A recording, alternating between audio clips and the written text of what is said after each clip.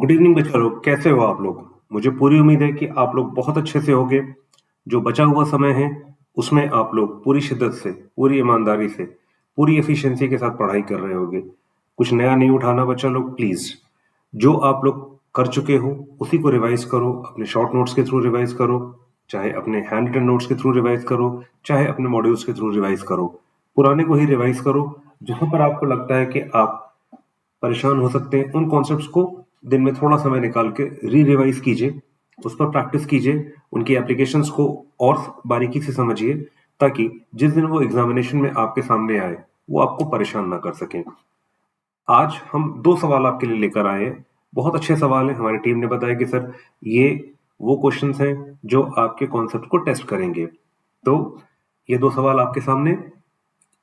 पहला सवाल आप लोगों ने देख लिया होगा और कई लोगों ने, मुझे पूरी उम्मीद है कि इसको सॉल्व भी कर लिया होगा। टीम ने मुझे बताया कि इसका सॉल्यूशन ये है, इसको ऐसे किया जा सकता है। मैं इसमें थोड़ा-सा इम्प्रोवाइज़ करके एक एक्सटेम्पोर पार्ट भी करूँगा। तो चलिए पहले हम लोग सवाल को समझ लेते हैं कि वो है क्या?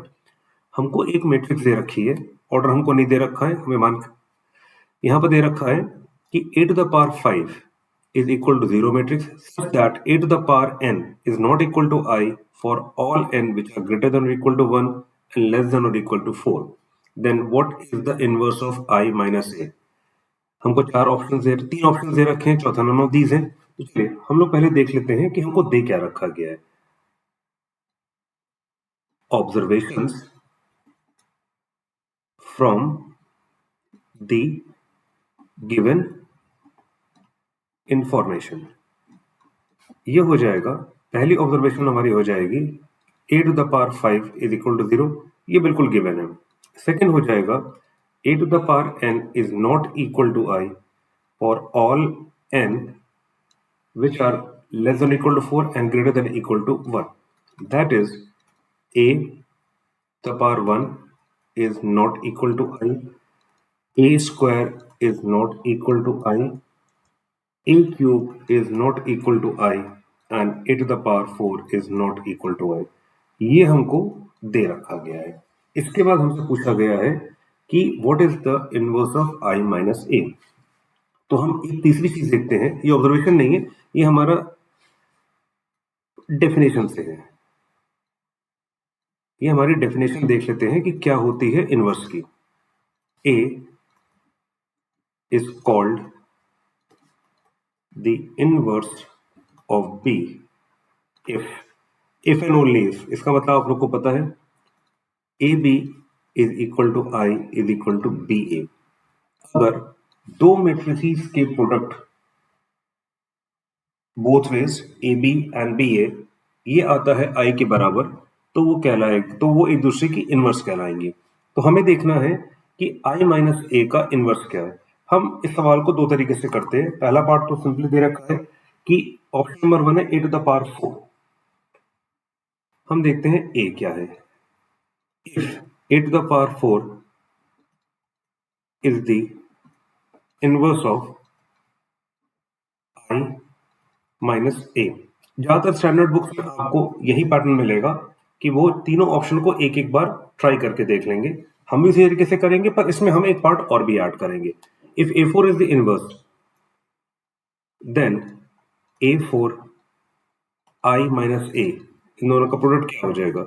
ये हो जाएगा A4 minus a to the power 5। A4 जो मैं बोला तो a to the power 4 है, उसका मतलब ये नॉट इक्वल टू I हो जाएगा, ये हो जाएगा not equal to I minus zero matrix which is not equal to I। तो यानी ये हमारा इनवर्स नहीं हो सकता। इसी तरीके से हमको दे रखा गया है a cube. If a cube is the inverse of I minus a, तो इसका मतलब क्या हुआ? मैं a क्यूब को इसके साथ मल्टीप्लाई करके देख लेता हूँ, I माइनस a के साथ। तो ये हो जाएगा a cube minus a to the power 4। ये नॉट इक्वल टू I है, ये नॉट इक्वल टू I है, तो ये भी नॉट इक्वल टू I हो जाएगा। तो ये भी इनवर्स नहीं होगा। हमारा थर्ड ऑप्शन है if I plus a is the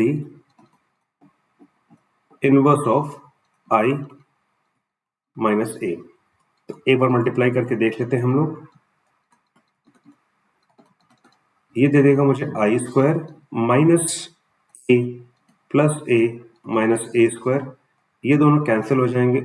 I minus A square which is not equal to I, ये भी नहीं होगा। तो ज्यादातर स्टैंडर्ड बुक्स में हमको दे रखा रहेगा कि इसका आंसर हो जाएगा डी, नन ऑफ दीज। तो ये हमारा आंसर है। पर क्या ये जरूरी है कि हमारे पास एग्जैक्टली यही सवाल आए? एग्जामिनेशन हॉल में ये पूछ लिया जाए कि what is this none of these, यानी एक्चुअल इनवर्स इसका है क्या? तो अब हमें फाइंड क्या करना है? तो ये हमारा एक एक्सटेम्पोर पार्ट है इसमें, जो सवाल पूछा नहीं गया, पर हम इसको तब भी सॉल्व करते हैं कि आई माइनस ए का इनवर्स आखिर है क्या। चलिए, इसकी तरफ जाने से पहले हमें एक आइडेंटिटी को देखते हैं। हम जानते हैं ए स्क्वायर माइनस बी स्क्वायर क्या होता है? A minus B, A plus B. मैं ग्रेजुअली आगे बढ़ रहा हूं, डायरेक्टली भी मैं इनइक्वालिटी लिख सकता था, पर थोड़ा सा समझाने के लिए मैं इसको इस तरीके से लिख रहा हूं। A cube minus B cube हो जाता है A minus B, A square plus A B plus B square. A square minus B square है, यहाँ पर ए माइनस बी आया। A cube minus B cube है, तो यहाँ पर ए माइनस बी आया, बाकी इसकी पावर बढ़ रही है। तो हम इसको क्या लिख सकते हैं? इसको लिख सकते हैं A minus B A to the power N minus one, power इससे एक कम आएगी, एन तो एन माइनस वन आएगी, plus B A to the power N minus two B square A N minus three, and it goes on till B to the power N minus one. ये हमारे पास एक standard identity है जिसका हम यहां इस्तेमाल करेंगे। ठीक है, यहां पर let A is equal to I ले ले, अगर हम लोग b is equal to A ले ले, and n is equal to 5 ले लेते हैं, तो देखिए क्या आता है। i to the power 5 minus a to the power 5, i minus a की जगह हो जाएगा i to the power 5 minus 1 which will give me 4, plus i cube a plus i square a square plus i a cube plus a to the power 4। This will give me, दोनों side को मैं लेकर चलता हूं, ये मुझको दे देगा i to the power 5 की वैल्यू क्या होगी i, this will give me 0 because it is given, i minus a, i to the power 4 will give me i cube will give me i multiplied by a will give me a। Similarly मेरे पास ये आ जाएगा। तो देखिए अब क्या हुआ, मुझको मिल गया, this implies i minus a into I plus A square plus A cube plus A to the power 4 is equal to I. तो ये हमारा आ गया एक इक्वालिटी, जो कि बाय डेफिनेशन क्या हो जाएगी, आई माइनस ए का इनवर्स हो गया ये। तो हमारा आंसर आ गया कि जो यहां पर फाइंड करना चाह रहे थे वो आ गया ये। इस सवाल में हमसे पूछी गई एक चीज, पर हमने इसको एक्सटेंड करके आगे ले गए। तो आई होप ये सवाल आप लोगों को क्लियर होगा कि कैसे इसको अप्रोच करना है। तो आई होप कि आपको समझ में आ गया होगा। अगर कोई भी डाउट होता है तो जैसा मैं हमेशा कहता हूं, आप लोग प्लीज कमेंट सेक्शन में अपना पॉइंट रेज कर दीजिएगा, मैं इसका क्लैरिफिकेशन वीडियो भी लेकर आ जाऊंगा। चलिए अब हम लोग बढ़ते हैं अपने नेक्स्ट सवाल की तरफ। नेक्स्ट सवाल बहुत ही अच्छा सवाल है ये। इसके डिफरेंट वेरिएंट्स PYQ हैं, यानी प्रीवियस ईयर क्वेश्चंस के फॉर्म में है।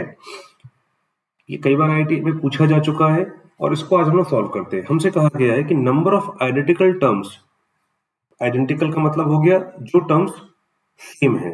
जैसे यहाँ पर अगर हम देखें 5 और 5, हमारे पास दो सीक्वेंसेस दे रखी हैं, 2, 5, 8, 11 up to 100 terms, 3, 5, 7, 9, 11 up to 100 terms.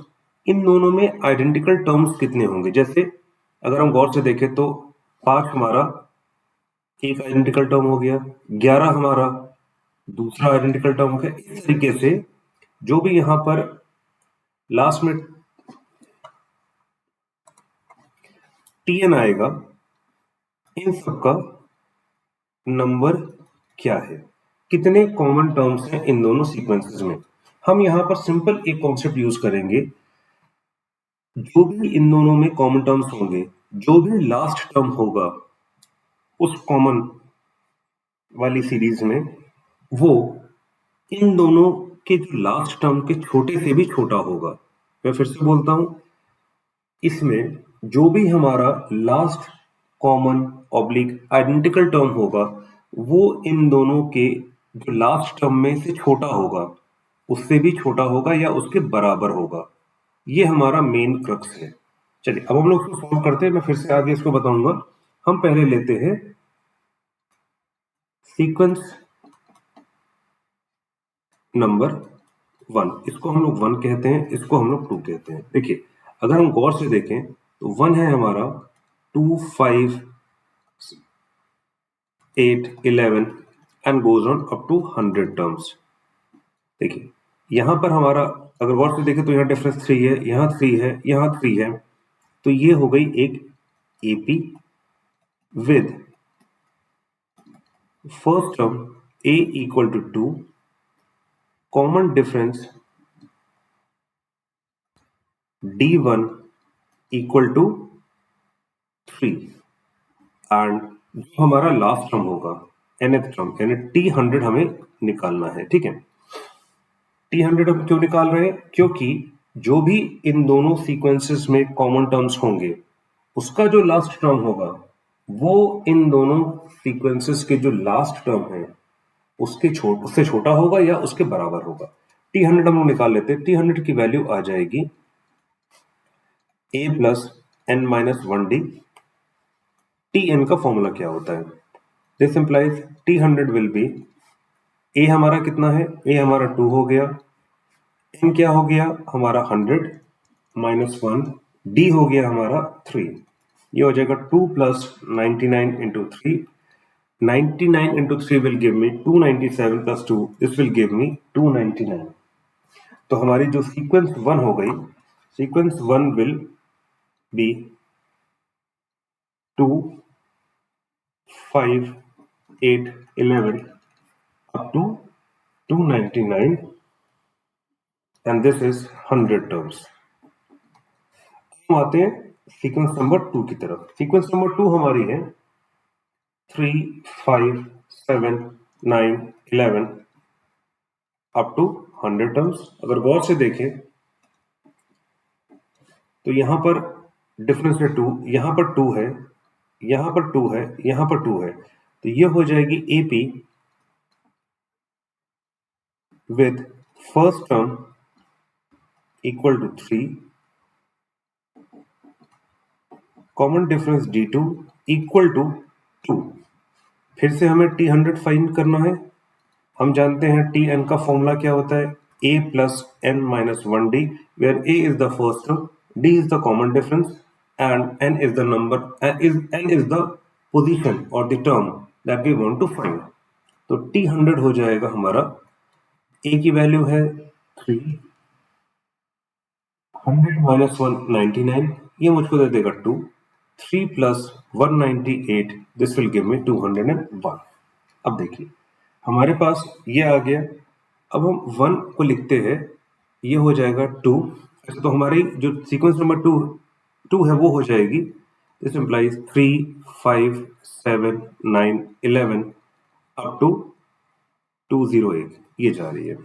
ये हो जाएगी 2, 5, 8, 11 up to 299 and second number will be 3, 5, 7, 9, 11 up to 201।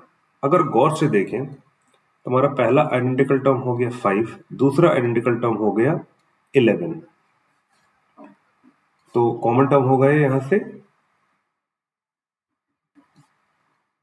Common terms हो गए 5, 11 एंड इट गोज ऑन। ठीक है, अब देखिए यहां पर लास्ट टर्म होगा tn, ये है हमारा last identical oblique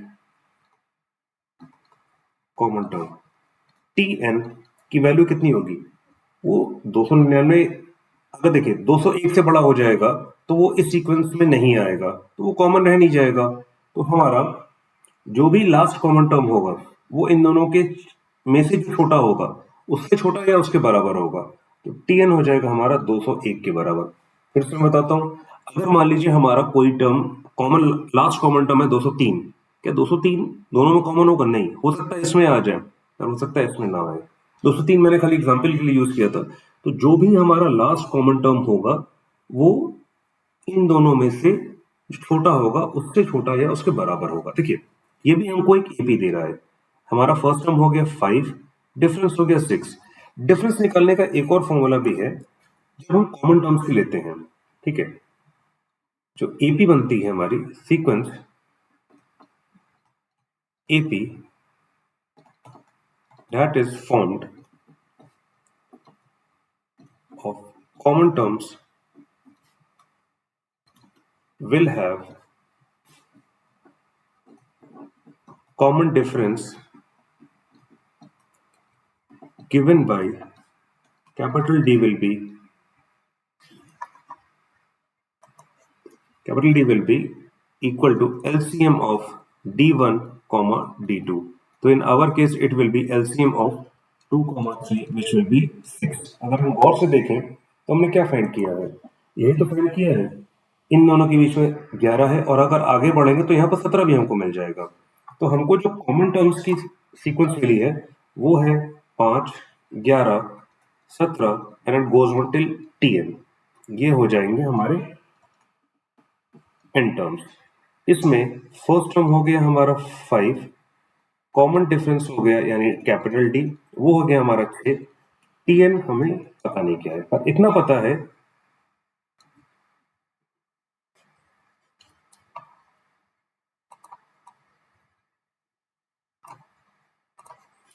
common difference 6 हो गया। Tn हमें पता नहीं, पर Tn के बारे में एक चीज पता है, Tn 201 से छोटा या बड़ा है। तो Tn की वैल्यू क्या हो जाएगी? a plus n minus 1 d is equal to और लेस देन 201।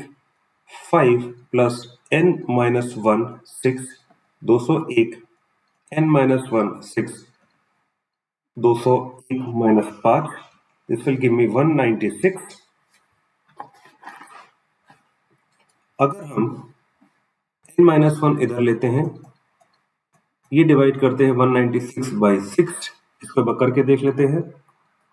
ये हो जाएगा 6 3 ज़ा 18, 1 6 कैरी फॉरवर्ड हो जाएगा इसमें, ये 2 टाइम्स जाएगा, ये मुझको 12 दे देगा, यह 4 बचा 32.0 से लिया 6। तो ये हो जाएगा, this implies n minus 1 is less than और इक्वल टू 32.6। अब देखिए n हमारा क्या है? एक नेचुरल नंबर है, तो मैक्सिमम वैल्यू ऑफ n क्या हो सकती है? वो हो सकती है हमारे 32। This implies n minus 1 is equal to, यहां से हमको क्या मिल गया? यहां से हमको मिलता है n minus 1 is less than और इक्वल टू 32.6, यानी जो हमारे n की मैक्सिमम वैल्यू हो सकती है n माइनस 1 की, वो क्या हो सकती है? वो हो सकती है हमारे 32 के बराबर। 32 से ऊपर नहीं जा सकता, तो n की वैल्यू क्या हो गई? 33। तो हमारे पास जो नंबर ऑफ आइडेंटिकल टर्म्स आए, यानी जो मैक्सिमम टर्म्स है, कहां तो जा सकते हैं? 33 टर्म्स। तो चलिए एक बार हम लोग उसको निकाल के भी देख लेते हैं कि what is the 33rd common term, ये भी पूछा जा सकता है एक बार। तो T33 हो जाएगा 5 plus 32 into 6, this will give me 5 plus 32 into 6 will give me 6 to the 12 18 19 192 192 plus 5 197। तो 197 हमारा लास्ट कॉमन टर्म होगा जो इसमें आएगा, क्योंकि अगर जैसे ही मैं इसमें कॉमन डिफरेंस से जोड़ूंगा तो वो आ जाएगा हमारा 203, जो कि हमारी सीक्वेंस से बाहर हो जाएगा। इसलिए मैंने जो कोइंसिडेंटली 203 यूज किया था वो है इस सीरीज में, पर कॉमन नहीं है। तो बच्चों आज के लिए इतना ही। मुझे पूरी उम्मीद है कि आपको ये सवाल समझ में आ गए होंगे। और कोई डाउट नहीं होगा, कोई डाउट होगा तो प्लीज उसको कमेंट सेक्शन में ड्रॉप करके हमसे पूछ सकते हैं। उसमें इतना ही आपसे लास्ट में कहूंगा कि नर्वस आपको बिल्कुल नहीं होना है, बिल्कुल घबराना नहीं है। बस एक बात ध्यान रखिएगा कि आपने पिछले जो भी मेहनत की है, जो हजारों सवाल लगाए हैं मैथ्स में, केमिस्ट्री में, फिजिक्स में, वो आपकी नींव है, वही आपकी जीत की नींव है। बिल्कुल ध्यान रखिएगा कि आपके बचे हुए 7 दिन की नर्वसनेस आपके 700 दिन की मेहनत पर पानी फेर नहीं सकती है और आपको फेरने में नहीं देना है। अपना कूल मेंटेन रखिए, अपने आप को स्टेबल रखिए, प्रॉपर नींद लीजिए and all the very best for the remaining days. It's professor signing off for now. Have a good day.